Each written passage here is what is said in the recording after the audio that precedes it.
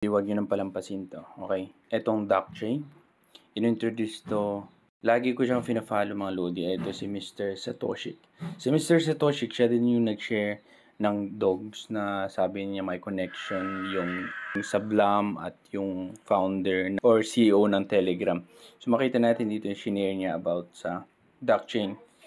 So the Arbitrum team announced the launch of a new network on Ton. So new network to na kung saan from Arbitrum, ito Arbitrum network na team. So ito yung blockchain mga Lodi. Click nyo ito. May invitation makuha kayo and then please check. Enter natin. So ito na. Dark Planet ID card number 4767. Jumping through channels, collecting ton opportunities like through here. Enter. Ayan. So meron tayong 1,000 decibels.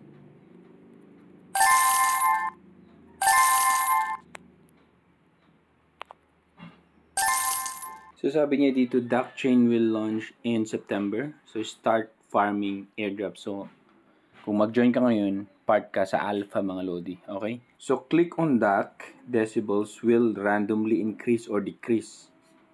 Oh, kaya pala. Kaya pala pag kiniklik ko, minsan nagni-negative siya. So for example,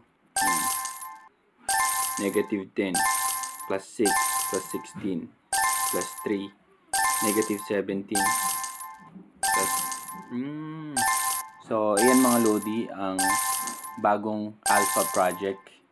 So ito ay Arbitrum team na mga Lodi. So maglo-launch yung blockchain network sa September, pero ni-release na nila itong kanilang airdrop para sa mga early supporters.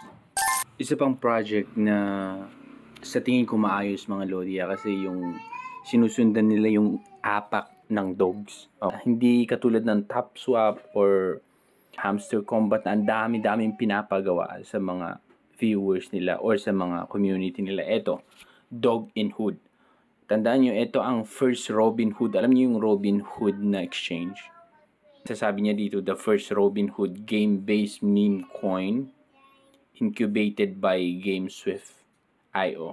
So, pag check nyo yung GameSwift.io, yan siya. So, parang ganito lang yung mga tasks. So, pupunta sa mission, tapos after 15 minutes, balikan mo.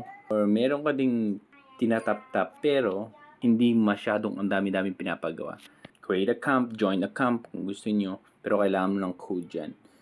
Isa kasi sini-check natin dito is yung gumagawa ng project kasi karamihan ngayon, ang daming mga mini application to Telegram na ang laki ng community, pero ngayon puro nagfa-farm na lang sila.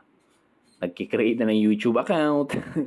Tapos nagki-create, nagla-live ng 24 hours, gumagawa ng kung ano-anong video para panuurin mo. Kailangan panuurin ng buo para makuha mo yung code or makuha mo yung reward. Napakahirap mga Lodi. Paano naman yan, di ba? Ang Notcoin, madali lang nung una. Ngayon, itong dog, magla-launch na. Wala man lang pinagawa.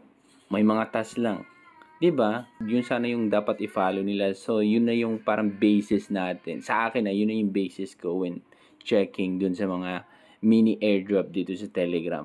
Okay, check natin kung talagang papalo din dun sa Hamster Combat, mga ganun. Or dito sa TapSwap na nagdagdag sila ng mga games na pinapagawa nila. Pero check lang natin. No? Di pa rin natin alam eh. Kasi ang Notcoin, yun yung basis natin ngayon na parang walang pinapagawa, ganun. Pero tignan natin kung ang Hamster, ang TapSwap, nag-boom siya, pwede din, okay? So, parang nasa discovery phase pa lang tayo kung ano ba talaga yung magandang mini app na sasalihan. So, napaka-importante dito na i-check lagi yung kung sino yung behind dito sa project na to.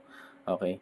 Nung nakaraan, yung DogX naman, yun yung first meme coin ng Twitter dito sa Ton Network. Okay? So, yan mga Lodi.